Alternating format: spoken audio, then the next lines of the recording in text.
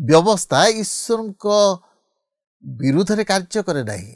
व्यवस्था आम दोष देखाई दिए। व्यवस्था आमको उद्धारकर्ता विषय कहे। व्यवस्था आमको कहे जे ईश्वर मानदंडरू आमे खसी जाई अछु। जीसुंक मधुर वाक्य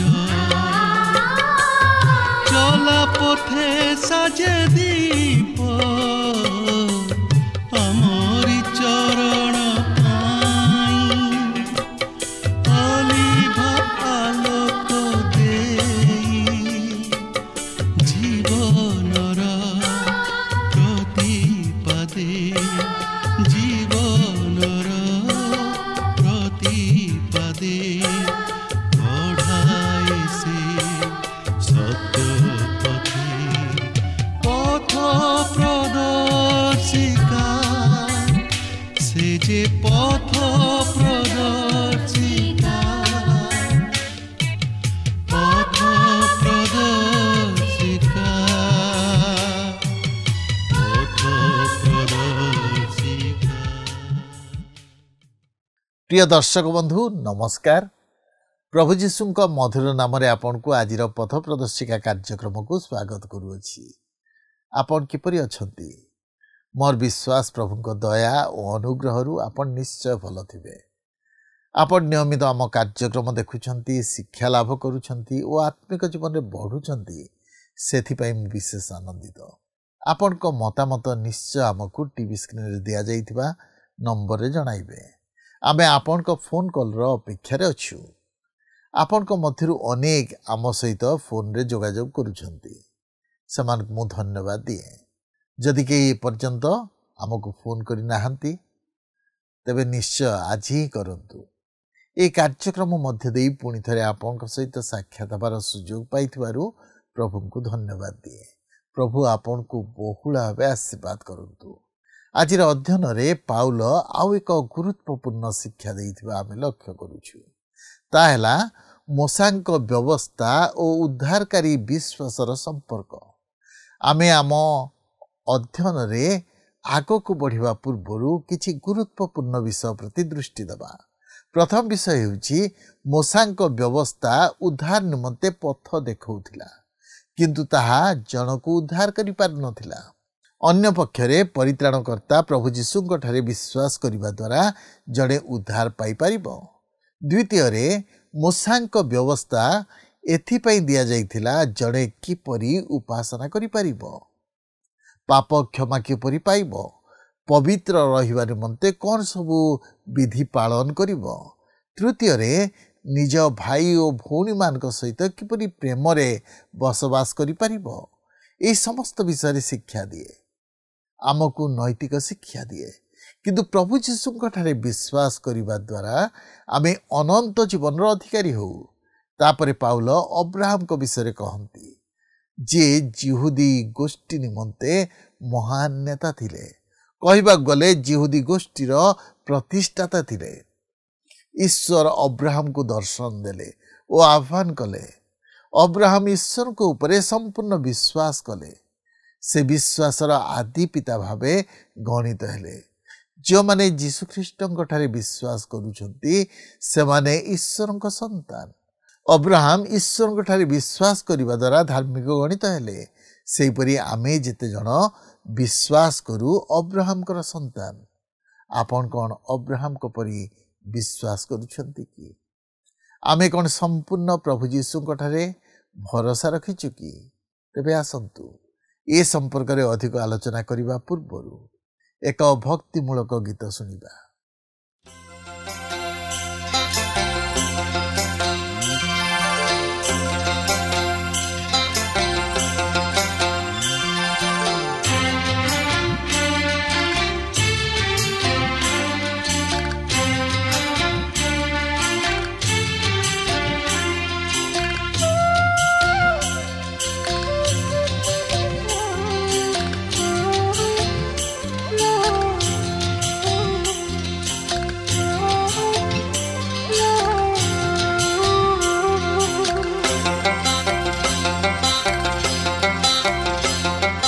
सदा प्रभु मोर प्रतिपालक सदा प्रभु मोर प्रिय पालक सदा प्रभु मोर प्रतिपालक सदा प्रभु मोर प्रिय पालक अभाव मोहर हेब नहीं हेब नहीं हेब नहीं सदा प्रभु मोर प्रतिपालक सदा प्रभु मोर प्रिय पालक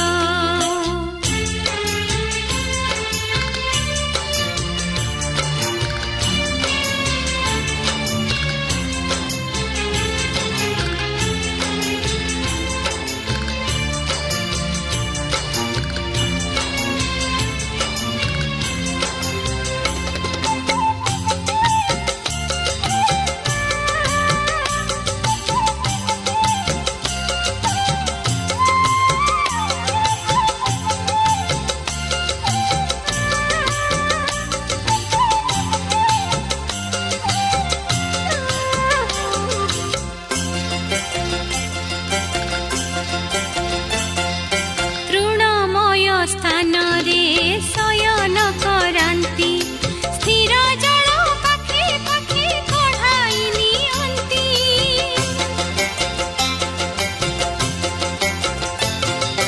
तृणमय स्थान रे शयन करांती स्थिर जल पाखे पाखे कढ़ाई नियंती से मोर प्राण को सुस्थ करंती धर्म पथे मते बढ़ाई नियंती सदा प्रभु मोर प्रतिपालक सदा प्रभु मोर प्रिय पालक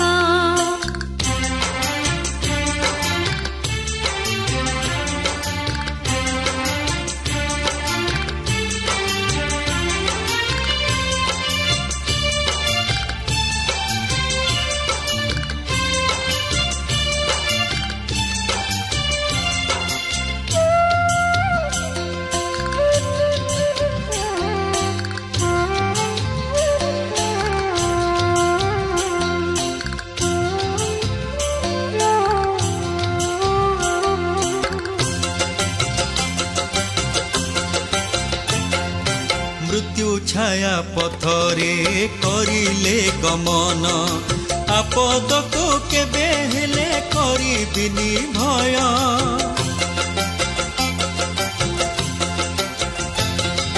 मृत्यु छाया पथरे करिले गमन आपद को केबे हेले करिबिनी भय तुमे सहवर्ती तुमे मोर साथी सांत्वना मोहर प्रभु तुम जष्टि सदा प्रभु मोर प्रतिपालक सदा प्रभु मोर प्रिय पालक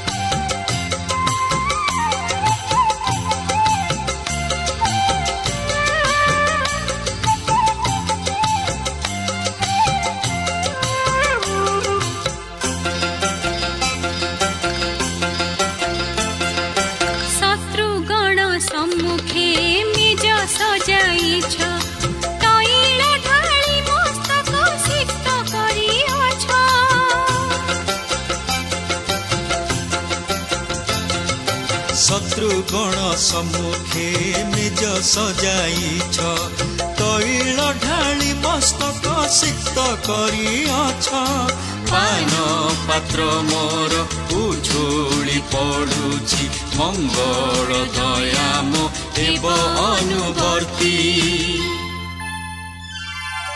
प्रभुଙ୍କ गृह मोहेब निवास चिरकाल तहि କରିବି ବାସ। ସଦା ପ୍ରଭୁ ମୋର ପ୍ରତିପାଳକ, ସଦା ପ୍ରଭୁ ମୋର ପ୍ରିୟ ପାଳକ। ଅଭାବ ମୋହର ହେବ ନାହିଁ, ହେବ ନାହିଁ, ହେବ ନାହିଁ। ସଦା ପ୍ରଭୁ ମୋର ପ୍ରତିପାଳକ, ସଦା ପ୍ରଭୁ ମୋର ପ୍ରିୟ ପାଳକ। ସଦା ପ୍ରଭୁ ମୋର ପ୍ରତିପାଳକ, ସଦା ପ୍ରଭୁ ମୋର ପ୍ରିୟ ପାଳକ।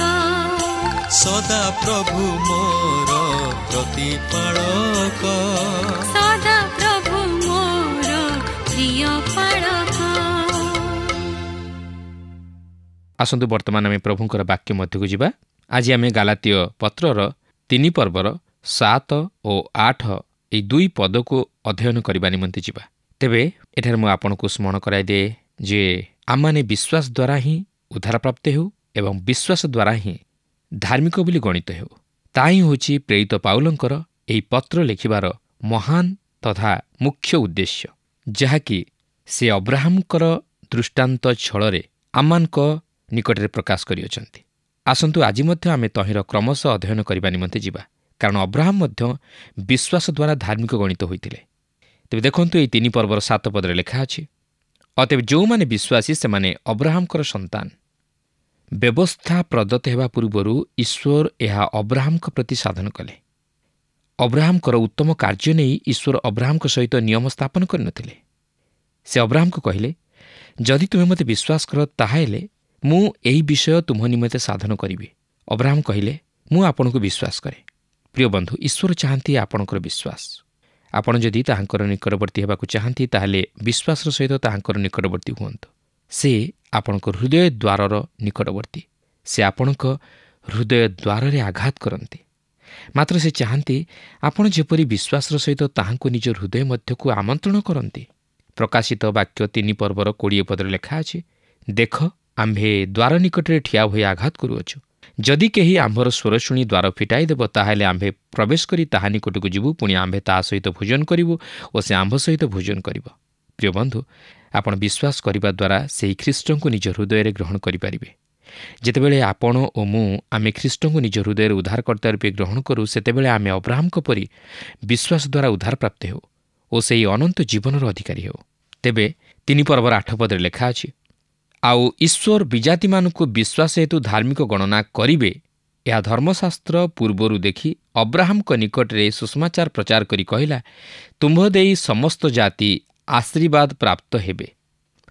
ଲେଖା ଅଛି, ଆଉ ଈଶ୍ୱର ବିଜାତିମାନଙ୍କୁ ବିଶ୍ୱାସ ହେତୁ ଧାର୍ମିକ ଗଣନା କରିବେ, ଏହା ଧର୍ମଶାସ୍ତ୍ର ପୂର୍ବରୁ ଦେଖି ଅବ୍ରାହମଙ୍କ ନିକଟରେ ସୁସମାଚାର ପ୍ରଚାର କରି କହିଲା। ଏଠାରେ ଚିନ୍ତାର ବିଷୟ ହେଉଛି, ଯଦି କର୍ମ ବିନା ବିଶ୍ୱାସ ଅବ୍ରାହମଙ୍କ ନିମନ୍ତେ ଯଥେଷ୍ଟ ଥିଲା, ତାହେଲେ ଆମେ କାହିଁକି କିଛି ଭିନ୍ନ ବିଷୟ ଆଶା କରିବା? ଆଉ ଏପରିକି ଅବ୍ରାହମଙ୍କର ବ୍ୟବସ୍ଥାଗତ କାର୍ଯ୍ୟ ନିମନ୍ତେ ଆଶୀର୍ବାଦ ନଥାଇ ତାହାଙ୍କର ବିଶ୍ୱାସ ନିମନ୍ତେ ଆଶୀର୍ବାଦ ଥିଲା, ତାହେଲେ ଆମେ କାହିଁକି ବିଶ୍ୱାସରୁ ଫେରି ବ୍ୟବସ୍ଥାଗତ କର୍ମ ଆଡ଼କୁ ଆଗେଇବା? ଦେଖନ୍ତୁ, ବିଜାତିମାନଙ୍କୁ ବିଶ୍ୱାସ ଦ୍ୱାରା ଧାର୍ମିକ କରି ଗଣନା କରିବା ନିମନ୍ତେ ଈଶ୍ୱର ପୂର୍ବରୁ ଅବ୍ରାହମଙ୍କ ନିକଟରେ ସୁସମାଚାର ପ୍ରଚାର କରି କହିଥିଲେ, ତୁମ୍ଭ ଦେଇ ସମସ୍ତ ଜାତି ଆଶୀର୍ବାଦ ପ୍ରାପ୍ତ ହେବେ। ଏହା କେତେବେଳେ ଓ କିପରି ଘଟିଲା? ତେବେ ପାଉଲ ଆମମାନଙ୍କୁ ଯେଉଁ ପ୍ରଥମ ଦୃଷ୍ଟାନ୍ତଟି ଦେଇଥିଲେ ତାହା ଅବ୍ରାହମଙ୍କର ବିଶ୍ୱାସ ଜୀବନର ପ୍ରାରମ୍ଭ ସମୟରେ ଥିଲା। କିନ୍ତୁ ବର୍ତ୍ତମାନ ପାଉଲ ଅବ୍ରାହମଙ୍କ ବିଶ୍ୱାସ ଜୀବନର ଅନ୍ତିମ ସମୟର ଏକ ଘଟଣାକୁ ଦର୍ଶାନ୍ତି, ଯାହାକି ଆଦିପୁସ୍ତକ 22 ପର୍ବରେ ଉଲ୍ଲେଖ ହୋଇଅଛି। ଏହା ଅବ୍ରାହମଙ୍କ ସେହି ବିଶ୍ୱାସ ଜୀବନର ଶେଷ ଭାଗରେ ତାହାଙ୍କର ପୁତ୍ର ଇସାହାକକୁ ବଳି ରୂପେ ଉତ୍ସର୍ଗ କରିବା ପରେ ଘଟିଥିଲା। ମୁଁ କହେ, ସେ ତାହାଙ୍କୁ ବଳି ରୂପେ ଉତ୍ସର୍ଗ କଲେ, କାରଣ ଈଶ୍ୱର ଯେତେବେଳେ ତାହାଙ୍କୁ ବଳି ରୂପେ ଉତ୍ସର୍ଗ କରିବା ନିମନ୍ତେ ଅବ୍ରାହମକୁ ବାରଣ କଲେ, ସେତେବେଳେ ସେ ଇସାହାକଙ୍କୁ ଆଉ ଅଳ୍ପ କ୍ଷଣ ମଧ୍ୟରେ ବଳି ଦେଇଥାନ୍ତେ। ଈଶ୍ୱର ବିଚାର କଲେ ଯେ ଅବ୍ରାହମ ପ୍ରକୃତରେ ଏହା କରିଥିଲେ। ସେ ପ୍ରକାଶ କଲେ ଯେ ଅବ୍ରାହମଙ୍କର ଈଶ୍ୱରଙ୍କଠାରେ ବିଶ୍ୱାସ ଥିଲା ଓ ସେ ଏହା ବିଶ୍ୱାସ କରିଥିଲେ ଯେ ଈଶ୍ୱର ଇସାହାକଙ୍କୁ ମୃତ୍ୟୁରୁ ଉଠାଇ ପାରିବେ, ଯାହାକି ଏବ୍ରୀ 11 ପର୍ବର 19 ପଦରେ ଆମେ ଲକ୍ଷ୍ୟ କରିବାକୁ ପାରୁ। ବର୍ତ୍ତମାନ ଅବ୍ରାହମଙ୍କର ବିଶ୍ୱାସର କାର୍ଯ୍ୟ ପ୍ରତି ଈଶ୍ୱରଙ୍କର ପ୍ରତ୍ୟୁତ୍ତରକୁ ଲକ୍ଷ୍ୟ କରନ୍ତୁ।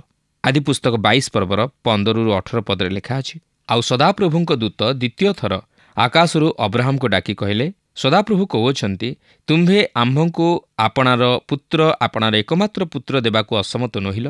ତୁମ୍ଭର ଏହି କର୍ମ ସକାଶୁ ଆମ୍ଭେ ଆପଣା ନାମରେ ଶପଥ କରି କହୁଅଛୁ, ଆମ୍ଭେ ତୁମକୁ ଅବଶ୍ୟ ଆଶୀର୍ବାଦ କରି ଆକାଶର ତାରାଗଣ ଓ ସମୁଦ୍ରର ବାଲି ପରି ତୁମ୍ଭର ବଂଶ ଅତିଶୟ ବୃଦ୍ଧି କରିବା। ତୁମ୍ଭର ବଂଶ ଶତ୍ରୁଗଣର ନଗର ଦ୍ୱାରା ଅଧିକାର କରିବେ। ପୁଣି ପୃଥିବୀସ୍ଥ ସମସ୍ତ ଜାତି ତୁମ୍ଭର ବଂଶ ଦ୍ୱାରା ଆଶୀର୍ବାଦ ପ୍ରାପ୍ତ ହେବେ, ଯେହେତୁ ତୁମ୍ଭେ ଆମ୍ଭର ବାକ୍ୟ ପାଳନ କରିଅଛ। ପ୍ରକୃତରେ ଏହି ସମୟରେ ଈଶ୍ୱର ଅବ୍ରାହମଙ୍କ ନିକଟରେ ସୁସମାଚାର ପ୍ରଚାର କଲେ, କାରଣ ଇସାହାକଙ୍କର ବଳିଦାନ ଖ୍ରୀଷ୍ଟଙ୍କର ବଳିଦାନର ଛବିଗୁଡ଼ିକ ମଧ୍ୟରୁ ଏକ ସୁନ୍ଦର ଛବି ଥିଲା। ଈଶ୍ୱର ଯଦିଓ ଅବ୍ରାହମଙ୍କ ପୁତ୍ରଙ୍କୁ ଛାଡ଼ିଦେଲେ, ମାତ୍ର ଈଶ୍ୱର ତାହାଙ୍କର ନିଜ ପୁତ୍ରଙ୍କୁ ଛାଡ଼ିଲେ ନାହିଁ, କିନ୍ତୁ ଆମ୍ଭ ସମସ୍ତଙ୍କ ନିମନ୍ତେ ତାହାଙ୍କୁ ଉତ୍ସର୍ଗ କଲେ। ପାଉଲ ଚାହାନ୍ତି ଏକ ଗୁରୁତ୍ୱପୂର୍ଣ୍ଣ ବିଷୟ, ଯାହାକି ଆମମାନେ ଅବ୍ରାହମଙ୍କ ଜୀବନରୁ ଲକ୍ଷ୍ୟ କରିବା ଉଚିତ, ଆଉ ତାହା ହେଉଛି ସେ ଈଶ୍ୱରଙ୍କ ରବକୁ ମାନିଲେ। ଈଶ୍ୱର ଯେତେବେଳେ ଏହା କରିବା ନିମନ୍ତେ ଅବ୍ରାହମକୁ ଆଦେଶ ଦେଲେ, ଅବ୍ରାହମ ସେତେବେଳେ ନିଜ ପୁତ୍ରକୁ ବଳି ରୂପେ ଉତ୍ସର୍ଗ କରିବା ନିମନ୍ତେ ରାଜି ହୋଇଗଲେ। ସେ ତାହାଙ୍କର କାର୍ଯ୍ୟ ଦ୍ୱାରା ପ୍ରମାଣିତ କରିଦେଲେ ଯେ ଈଶ୍ୱରଙ୍କଠାରେ ତାହାଙ୍କର ବିଶ୍ୱାସ ଥିଲା। ପୁନର୍ବାର ସେ ଈଶ୍ୱରଙ୍କୁ ବିଶ୍ୱାସ କଲେ, ଆଉ ସେ ତାହା ତାହାଙ୍କ ପକ୍ଷେ ଧାର୍ମିକତା ବୋଲି ଗଣନା କଲେ। କେତେକ ଲୋକ ଟିକିଏ ଦ୍ୱନ୍ଦ୍ୱରେ ପଡ଼ିଯାଆନ୍ତି, କାରଣ ସେମାନେ ଭାବନ୍ତି ଯେ ଧର୍ମଶାସ୍ତ୍ରରେ ପାଉଲ ଅବ୍ରାହମଙ୍କ ବିଷୟ ନେଇ ଯାହା କହନ୍ତି ଓ ଯାକୁବ ତାହାଙ୍କ ବିଷୟ ନେଇ ଯାହା କହନ୍ତି, ତହିଁରେ କିଛିଟା ଭିନ୍ନତା ପରିଲକ୍ଷିତ ହୁଏ। କାରଣ ପାଉଲ କହନ୍ତି ଯେ ଅବ୍ରାହମ ବିଶ୍ୱାସ ଦ୍ୱାରା ଧାର୍ମିକ ବୋଲି ଗଣିତ ହେଲେ, କିନ୍ତୁ ଯାକୁବ ଏପରି କହନ୍ତି, କିନ୍ତୁ ହେ ନିର୍ବୋଧ ମନୁଷ୍ୟ, କର୍ମ ବିନା ବିଶ୍ୱାସ ଯେ ନିଷ୍ଫଳ, ଏହା କ'ଣ ଜାଣିବାକୁ ଇଚ୍ଛା କରୁଅଛ?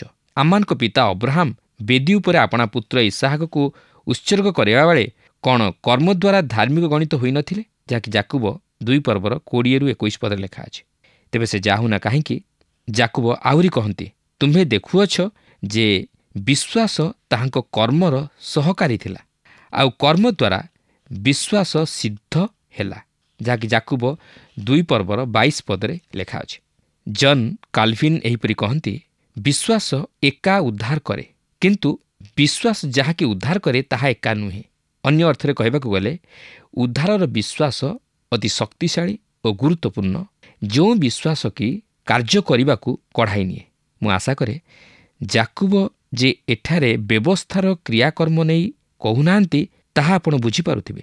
ଏଠାରେ ଯାକୁବ ବିଶ୍ୱାସର କର୍ମ ବିଷୟ ନେଇ କହୁଅଛନ୍ତି। ବିଶ୍ୱାସ କର୍ମକୁ ଜାତ କରେ, ଅର୍ଥାତ୍ ପ୍ରକୃତ ବିଶ୍ୱାସ କାର୍ଯ୍ୟରେ ପ୍ରତିଫଳିତ ହୁଏ। କିନ୍ତୁ କର୍ମ ଯେ ଉଦ୍ଧାର କରେ, ଏଇ ଯେଉଁ ଭାବଧାରା ରହିଅଛି, ତାହା ଘୋଡ଼ା ସମ୍ମୁଖରେ ଘୋଡ଼ା ଗାଡ଼ିକୁ ରଖିବା ପରି। କିନ୍ତୁ ପ୍ରକୃତରେ କେତେକ ଲୋକ ଘୋଡ଼ା ଗାଡ଼ିରେ ଘୋଡ଼ାକୁ ଯୋଚନ୍ତି। ବିଶ୍ୱାସ ଯେ କର୍ମ ଆଡ଼କୁ କଢ଼ାଇ ନିଏ, ଏହା ଲକ୍ଷ୍ୟ କରିବା ଅତ୍ୟନ୍ତ ଗୁରୁତ୍ୱପୂର୍ଣ୍ଣ ବିଷୟ, ଯେପରିକି ଏହା ଅବ୍ରାହମଙ୍କ ଜୀବନରେ ସାଧନ କଲା। ପ୍ରିୟ ବନ୍ଧୁ, ଈଶ୍ୱର ଆମମାନଙ୍କର ହୃଦୟକୁ ଦେଖନ୍ତି। ସେ ଜାଣନ୍ତି ଆମେ ଖ୍ରୀଷ୍ଟଙ୍କୁ ଉଦ୍ଧାରକର୍ତ୍ତା ରୂପେ ବିଶ୍ୱାସ କରିଛୁ କି ନାହିଁ। ସେ ଜାଣନ୍ତି ଆମେ ପ୍ରକୃତରେ ବିଶ୍ୱାସ କରୁଛୁ କି ନାହିଁ। ଆମେ ଲୋକମାନଙ୍କ ନିକଟରେ ନିଜକୁ ଅତି ଧାର୍ମିକ ଦେଖାଇପାରୁ। ଆମେ ମଣ୍ଡଳୀ ମଧ୍ୟରେ ଲୋକମାନଙ୍କୁ ବୋକା ବନେଇ ଦେଇପାରୁ। ଆମେମାନେ ପଡ଼ୋଶୀମାନଙ୍କୁ ମଧ୍ୟ ବୋକା ବନେଇ ପାରୁ। ଆମେ ଲୋକମାନଙ୍କୁ ଭଣ୍ଡେଇ ଦେଇପାରୁ, କିନ୍ତୁ ଆମେ ଈଶ୍ୱରଙ୍କୁ ଭଣ୍ଡେଇ ପାରିବା ନାହିଁ। ତେଣୁ ଆମେ ଯେପରି ଈଶ୍ୱରଙ୍କ ନିକଟରେ ବିଶ୍ୱସ୍ତ ଦେଖାଯାଇପାରିବା ଓ ଧାର୍ମିକ ବୋଲି ଗଣିତ ହୋଇପାରିବା, ଏଥିନିମନ୍ତେ ଖ୍ରୀଷ୍ଟଙ୍କଠାରେ ବିଶ୍ୱାସ କରିବା ଉଚିତ ଓ ତାହାଙ୍କୁ ଉଦ୍ଧାରକର୍ତ୍ତା ରୂପେ ହୃଦୟରେ ଗ୍ରହଣ କରିବା ଉଚିତ। ଆଉ ଏକ ଜୀବନ୍ତ ତଥା ଶକ୍ତିଶାଳୀ ବିଶ୍ୱାସ କର୍ମକୁ ଜାତ କରାଏ, ଅର୍ଥାତ୍ ପ୍ରକୃତ ବିଶ୍ୱାସ କାର୍ଯ୍ୟରେ ହିଁ ପ୍ରତିଫଳିତ ହୁଏ।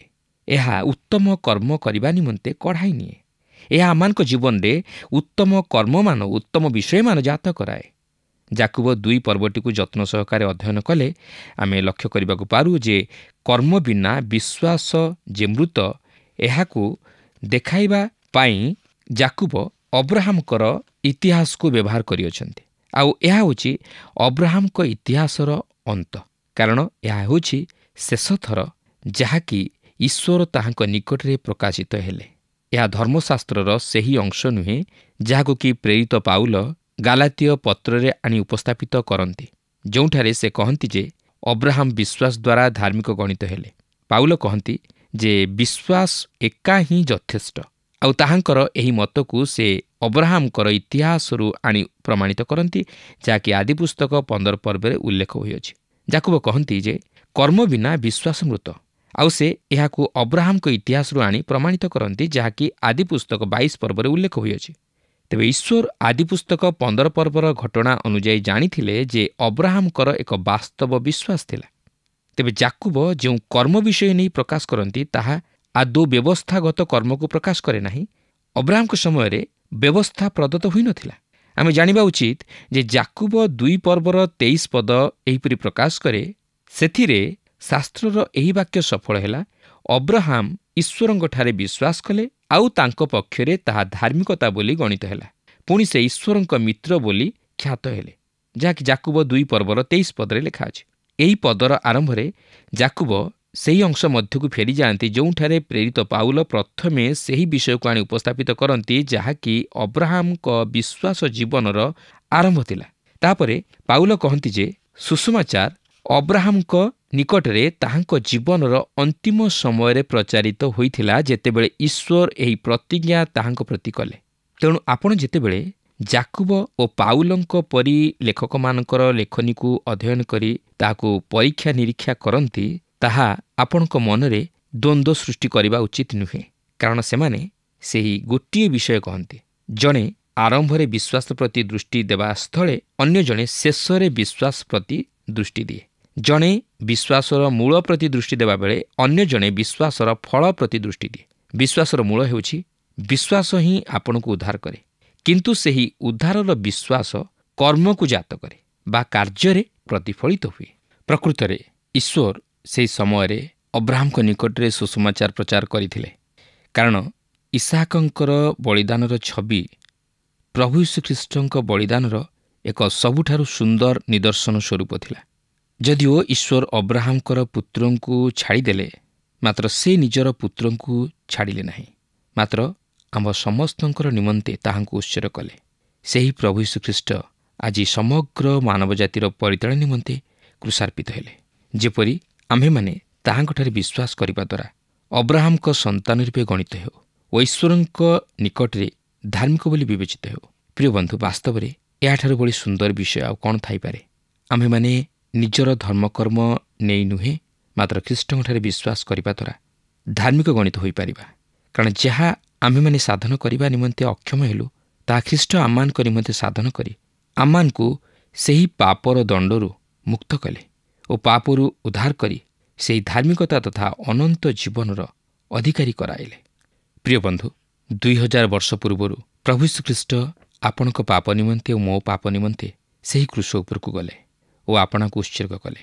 ଈଶ୍ୱର ଆପଣଙ୍କୁ ଉଦ୍ଧାର କରିବା ନିମନ୍ତେ ସୁନ୍ଦର ପ୍ରାର୍ଥନା କରିବାକୁ ଅଥବା ସୁନ୍ଦର ସଣ୍ଡେ ସ୍କୁଲ ଛାତ୍ର ହେବାକୁ କହନ୍ତି ନାହିଁ, ମାତ୍ର ସେ ଆପଣଙ୍କୁ ତାହାଙ୍କ ପୁତ୍ରଙ୍କଠାରେ ବିଶ୍ୱାସ କରିବାକୁ କହନ୍ତି, ଯିଏକି ଆପଣଙ୍କ ନିମନ୍ତେ ମୃତ୍ୟୁଭୋଗ କରିଅଛନ୍ତି। ସେ ନିୟମ କରନ୍ତି, ସେ ହେଉଛନ୍ତି ଜଣେ ଯିଏକି ପ୍ରତିଜ୍ଞା କରନ୍ତି ଓ ସେ ଆପଣଙ୍କୁ ଉଦ୍ଧାର କରିବେ। ତାହା ହିଁ ହେଉଛି ନୂତନ ଚୁକ୍ତି ବା ନୂତନ ନିୟମ। ଅବ୍ରାହମଙ୍କ ସହିତ ଈଶ୍ୱର ଏକ ପୁରାତନ ନିୟମ ସ୍ଥାପନ କଲେ। ଅବ୍ରାହମ ଈଶ୍ୱରଙ୍କୁ ବିଶ୍ୱାସ କଲେ ଓ ସେ ଈଶ୍ୱରଙ୍କୁ କହିଲେ, ଏମନ୍ତ ହେଉ। ଅବ୍ରାହମ ବିଶ୍ୱାସ କଲେ ଆଉ ଏହା ତାହାଙ୍କ ପକ୍ଷେ ଧାର୍ମିକତା ବୋଲି ଗଣିତ ହେଲା। ଈଶ୍ୱର ତଥାପି ତାହାଙ୍କୁ ବିଶ୍ୱାସ କରିବା ନିମନ୍ତେ ଆମମାନଙ୍କୁ କହନ୍ତି, ଖ୍ରୀଷ୍ଟଙ୍କଠାରେ ଆପଣଙ୍କର ବିଶ୍ୱାସ ସ୍ଥାପନ କରନ୍ତୁ ଆଉ ଆପଣ ଉଦ୍ଧାର ପ୍ରାପ୍ତ ହେବେ।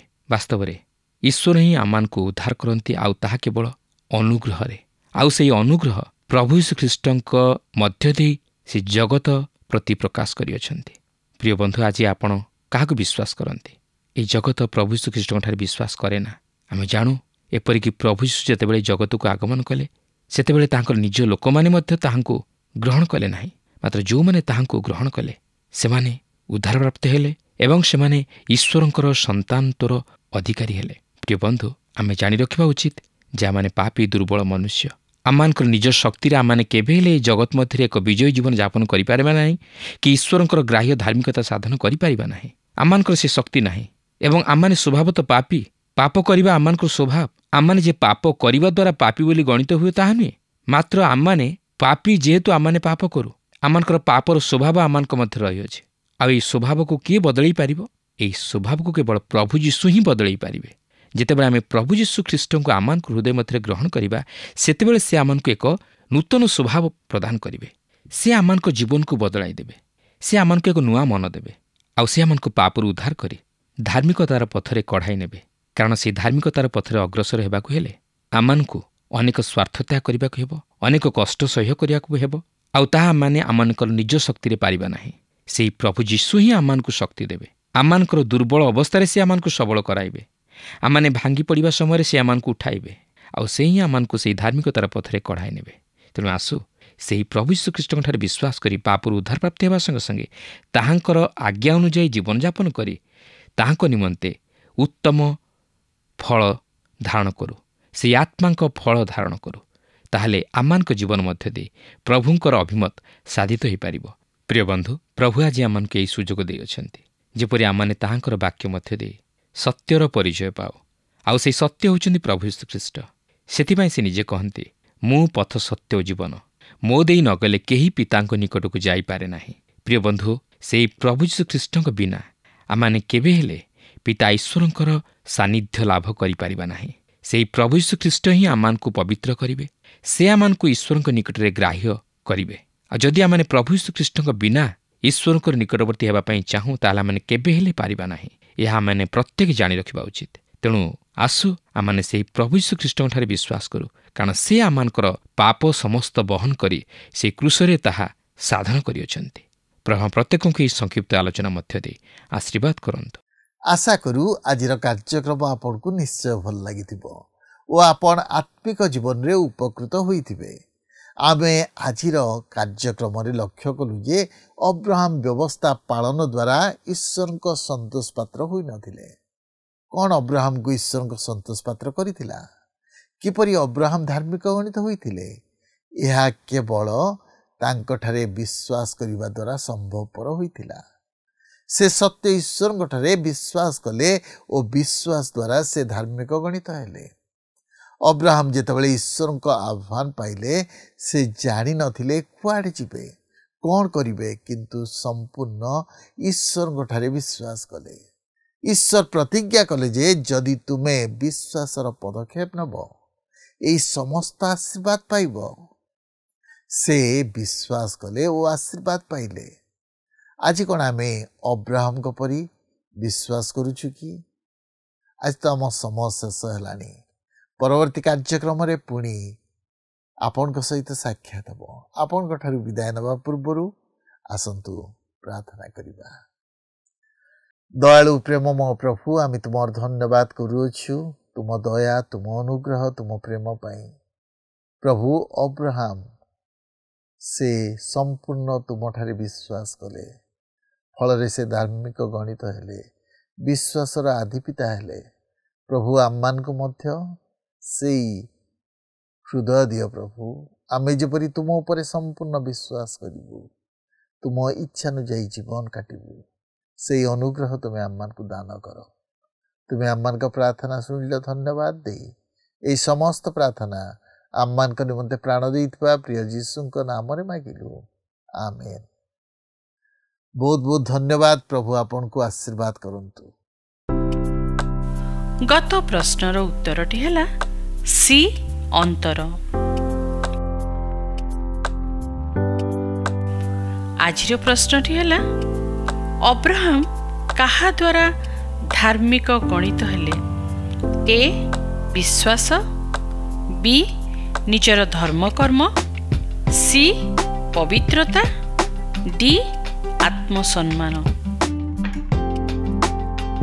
एई प्रश्नर उत्तर आसंता काली संध्या 6टा मध्यरे option A, B, C, D मध्यरु सठिक उत्तर बाछि आपनक नाम और संपूर्ण ठिकाना सहित 9777221415 फोन नंबर रे एसएमएस किंबा व्हाट्सएप द्वारा जणाइबाको अनुरोध। जदि आपनको आम कार्यक्रम भल लगुची तेबे 044490812996 रे मिस्ड कॉल दे विजय होई परिबे। गत सप्ताह विजय दशक बंधु हेले नवरंगपुर मन गौड़।